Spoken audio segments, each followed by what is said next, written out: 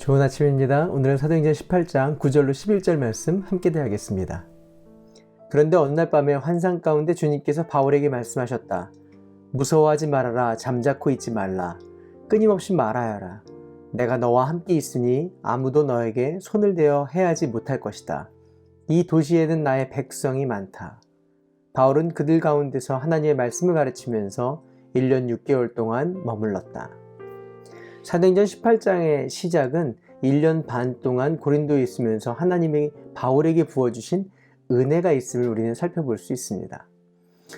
바울은 아테네 전도를 마치고 고린도를 향합니다. 고린도는 글라우디 황제가 유대인 추방령을 내려놓은 상태입니다.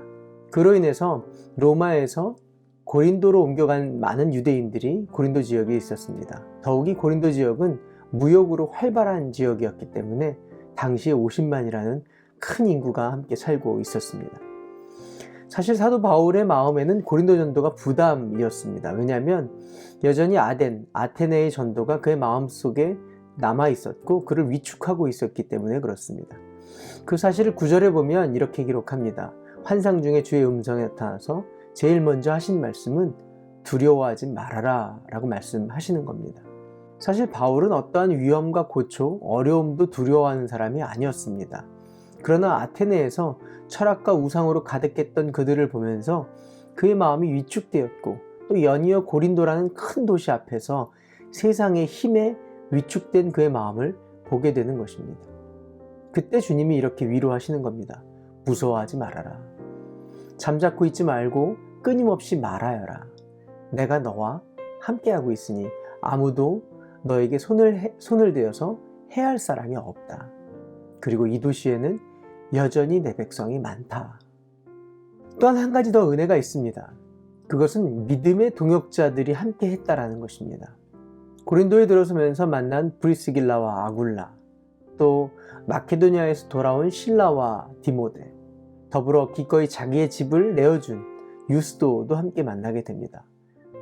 이들로 인해서 사도 바울은 위축되었던 그의 마음, 낙심되었던 그의 마음이 회복되어지고 힘있게 1년 반이라는 시간을 고린도에서 복음을 왕성하게 전할 수 있었습니다. 결국 아테네에서 사도 바울의 위축되었고 무너진 마음은 이 두 가지 은혜, 동역자들과 하나님의 음성, 하나님의 말씀이 그를 세웠던 것을 보게 됩니다. 오늘도 저와 여러분 가운데 하나님의 사람으로 이 땅을 승리하는 힘이 있습니다. 서로를 중보하며 함께 신앙생활을 하는 믿음의 가족들, 또한 하나님의 위로와 말씀, 이 두 가지가 오늘 저와 여러분 가운데 힘이 된다는 것을 잊지 않기를 바랍니다. 또한 이 두 가지를 귀중하게 여기고 힘써 지키는 하나님의 사람들 되시길 바랍니다. 하나님의 위로의 말씀, 음성이 있어야 승리하게 됩니다. 또한 마음을 나누며 서로를 걱정하고 살피는 믿음의 가족이 있을 때 승리하게 되는 줄 믿습니다. 함께 기도할까요? 좋으신 하나님, 낙심되고 어려움에 처할 때 일으켜줄 교회가 있음을 감사합니다. 무엇보다 하나님의 위로와 치료가 있음을 감사합니다. 오늘도 소망의 하루 되게 하여 주시고 하나님의 위로와 믿음의 가족이 필요한 자들 가운데 그 소망을 나누어주는 일에 쓰임받는 하루 되게 하여 주시옵소서. 예수님의 이름으로 기도합니다. 아멘. 오늘도 주님의 말씀과 성도의 위로가 필요한 자들을 찾아가는 하루 되시기를 바랍니다. 화이팅!